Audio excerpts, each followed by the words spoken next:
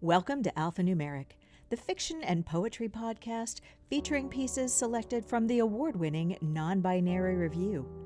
Today, Trash Bag Pants by Katherine L. Serna. I need you to stay quiet over here, okay? Mama said to me.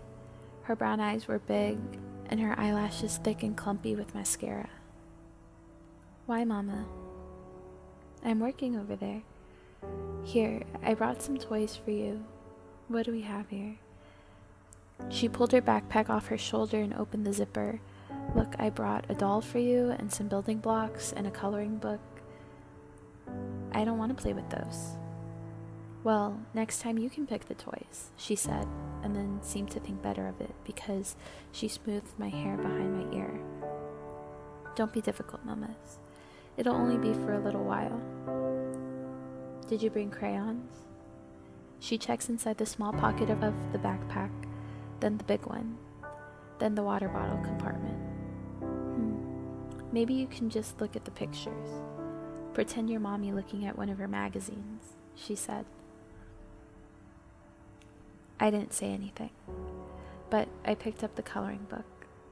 She kissed my forehead. Good girl. The studio was made up of 2 white walls, one of them more so made up of nearly floor-to-ceiling windows, and the other had old concert posters in second-hand frames. Mama was only on one poster, but she'd danced with the company since its early years. The other 2 walls were lined with mirrors that cut off about 2 feet before hitting the floor. The room seemed so big as I stared at my reflection across the room. Mama didn't like when I watched her dance. She told me it made her nervous, but I always thought she was lying because I did it anyway and she always looked so perfect. In her baggy pants and tight tank tops, she looked like Jell-O, all legs in the air and rolling on the floor. In the corner, next to the shoes and the bags lazily dropped as everyone rushed to strip off their coats for warm-up, I stacked blocks, trying to make something that looked like Mama or her dance partner.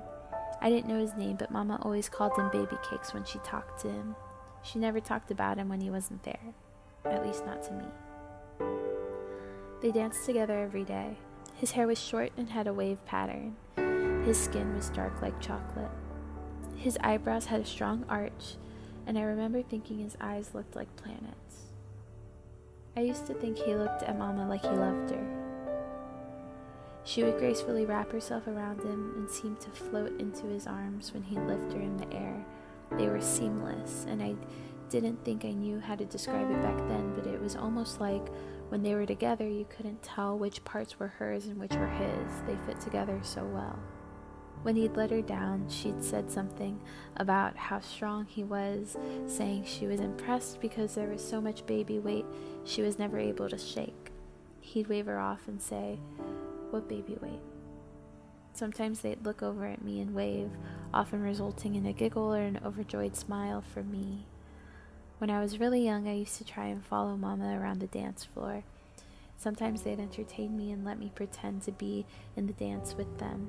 Other times, Mama wouldn't even really acknowledge me, and I'd suddenly feel very heavy on my little legs, like I was running through honey, trying to catch up with her. Sometimes Devin would scoop me up in his arms and tell Mama to keep going. He was the one who made the dances. He had a voice like a musical number and always talked with his hands. He didn't always look at you when he talked, sometimes looking off to the side or up like he was gathering his thoughts, looking for the right words. He had gray hair and it stood up in the front like the world's smallest mountain. Sometimes when he'd pick me up, he'd ask what I thought the dancers should do next, and I'd say something like they should roll, then demand to be let down in order to demonstrate my somersault. Everyone would clap for me like I was the star of the show. In the corner, I watched and stayed still, brushing a doll's hair. I was too old by then to run around. They wouldn't giggle at me if I did, and no one would pick me up or ask for my choreographic insights.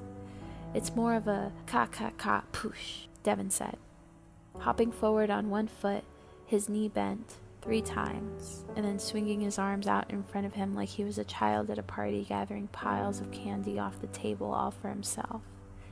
His shoulders caved forward, and as his chest seemed to unfold, his pelvis moved forward again. I remember thinking he looked like a noodle, a very mobile noodle. Mama didn't look like a noodle. She looked more like an eel. Her trash bag pants made swishy noises as she moved. I always wondered if I was the only one who noticed. Sometimes when I watched her, I'd catch her looking at herself in the mirror. I didn't know what to call it back then, but I think now the look in her eyes was something like disdain. Sometimes now I think about how maybe she looked at herself in self-prescribed criticism, thinking her arms weren't lean enough anymore, that she had too much skin under her chin now, and how you couldn't see it in her pants, but she had a little belly because of me. She could still put her legs really high in the air though. Sometimes she'd stand in the middle of the floor or off in the front corner, lift her leg in the air next to her head, no hands, and freeze while everyone else danced around her like she was a single flower in the middle of a field of bees.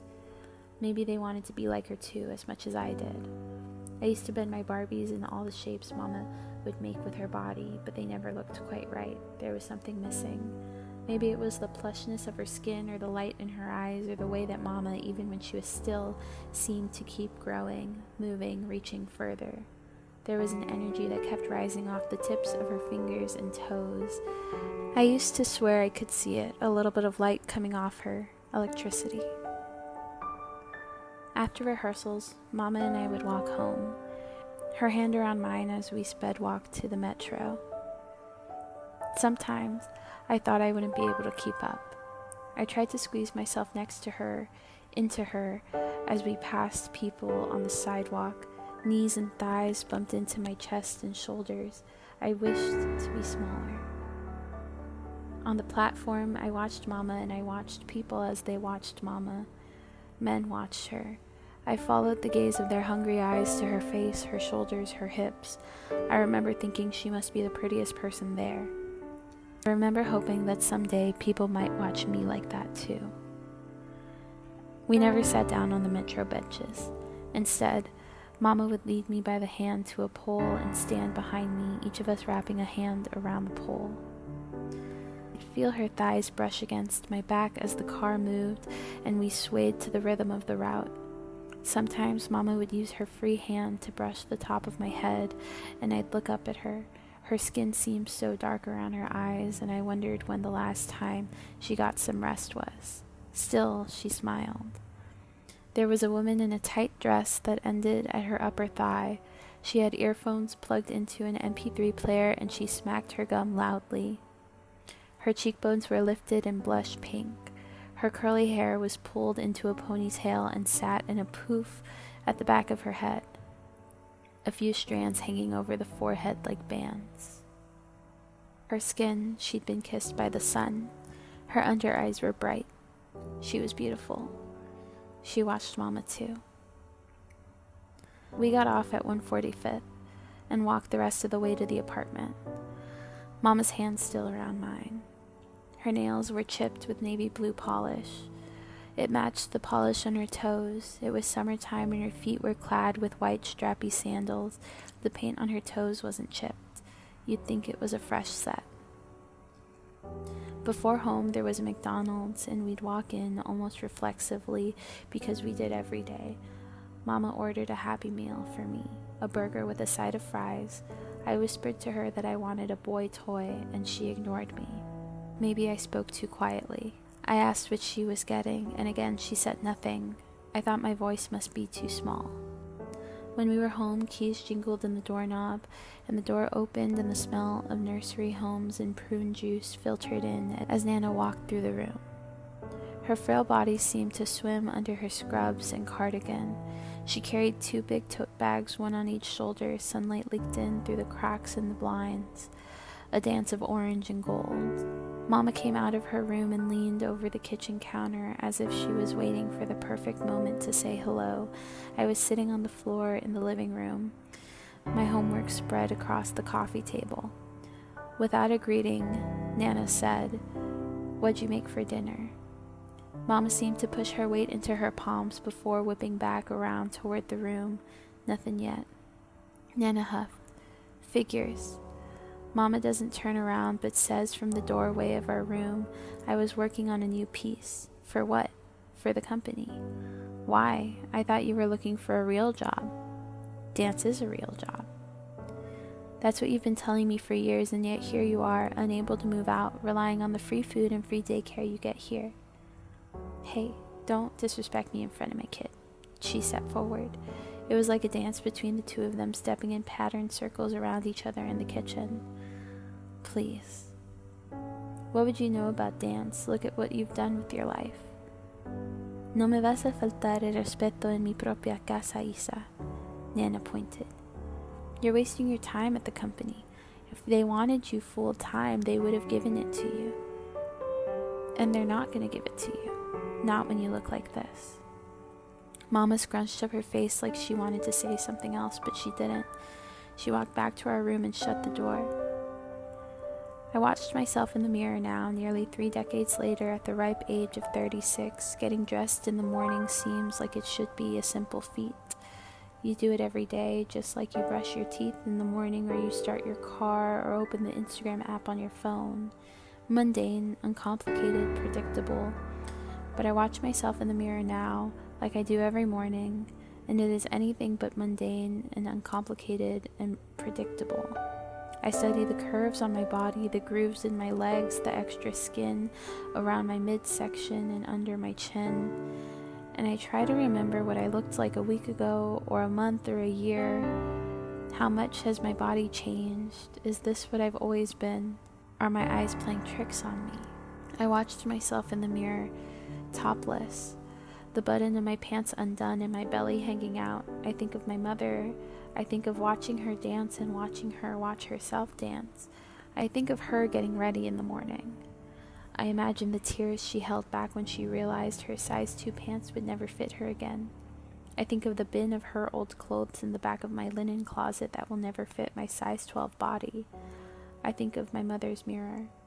I remember the picture she kept taped on the top right corner. Her at age 23, sun-kissed skin in a bright yellow bikini, linen shorts, and an obnoxiously large sun hat.